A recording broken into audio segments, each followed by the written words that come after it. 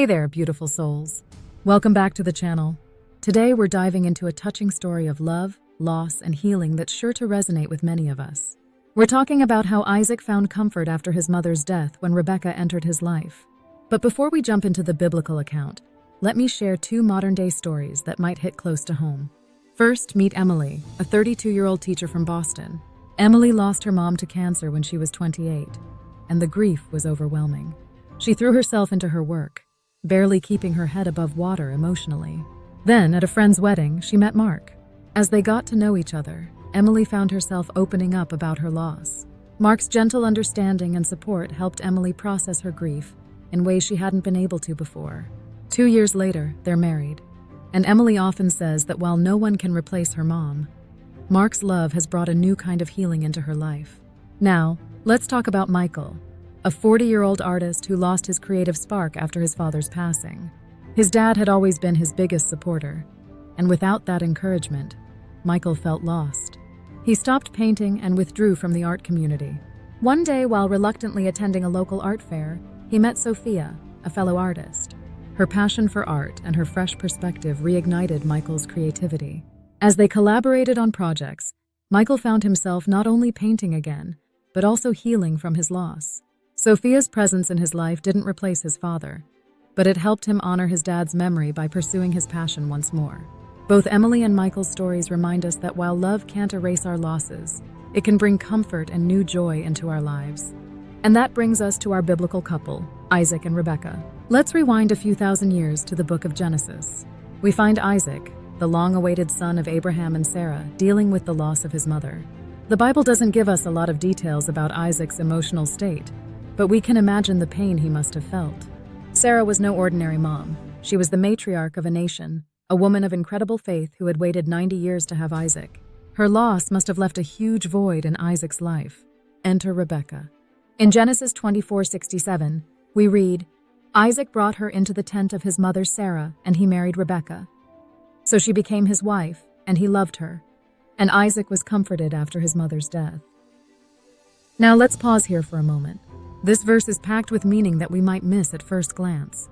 First, notice that Isaac brings Rebekah into Sarah's tent. This isn't just a practical detail, it's deeply symbolic. By bringing Rebekah into Sarah's space, Isaac is symbolically allowing Rebekah to step into a role of importance in his life. Secondly, the verse explicitly states that Isaac loved Rebekah. In a time when many marriages were arranged for political or economic reasons, this detail stands out. Their relationship wasn't just a transaction, it was a love story. Lastly, and perhaps most importantly, we're told that Isaac was comforted after his mother's death. The Hebrew word used here for comforted is yinahem, which carries connotations of consolation, comfort, and even repentance or a change of mind. This suggests that Rebekah's presence didn't just distract Isaac from his grief. It helped him process it and find healing. So what can we learn from this beautiful story? First, it reminds us that God cares about our emotional well-being. He didn't just provide Isaac with a wife, he provided him with comfort in his grief. This is a powerful reminder that God is concerned with our hearts, not just our circumstances. Secondly, this story teaches us about the healing power of love. Rebekah's love didn't erase Sarah's memory or replace her in Isaac's heart. Instead, it brought a new kind of joy and comfort into his life. This reminds us that new love doesn't diminish our past relationships. It can actually help us honor them by healing and moving forward. Thirdly, Isaac and Rebekah's story highlights the importance of timing in our lives. Rebekah came into Isaac's life at just the right moment, when he was ready to open his heart again. This reminds us to trust God's timing, even when we're in seasons of grief or waiting. Now, here's an interesting tidbit from an extra-biblical source. The book of Jasher, an ancient text not included in the biblical canon, adds a touching detail to this story. It suggests that when Rebekah first arrived, she saw Isaac from afar and was struck by his noble appearance.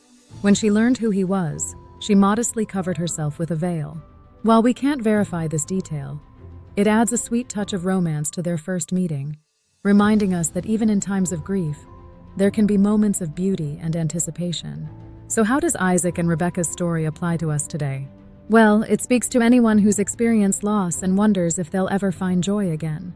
It reminds us that healing is possible, and that God can bring unexpected blessings into our lives, even in the midst of pain.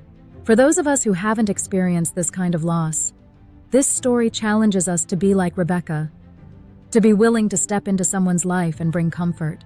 Maybe there's someone in your life who's grieving and needs your love and support. It also encourages us to be patient with ourselves and others in the grieving process. Isaac didn't find comfort overnight. It came as he opened his heart to love again. This reminds us that healing is a journey, not a destination. Lastly, this story invites us to trust in God's plan for our lives. Just as God brought Rebekah to Isaac at the perfect time, He's working in our lives too, even when we can't see it.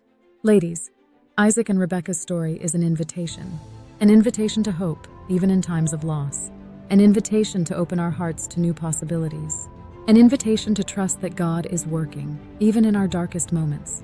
So, the next time you're feeling stuck in grief or wondering if joy is possible again, remember Isaac and Rebekah. Remember that comfort can come in unexpected packages. Remember that your story isn't over. A new chapter might be just around the corner. I'd love to hear from you in the comments. Have you ever experienced a time when love brought healing into your life? How has this story inspired you to look at grief and healing differently? And hey, if you found this deep dive into biblical wisdom helpful, don't forget to hit that like button, leave a comment, and subscribe to the channel. It really helps us reach more women with these powerful biblical messages. Oh, and make sure to hit that notification bell so you never miss an upload.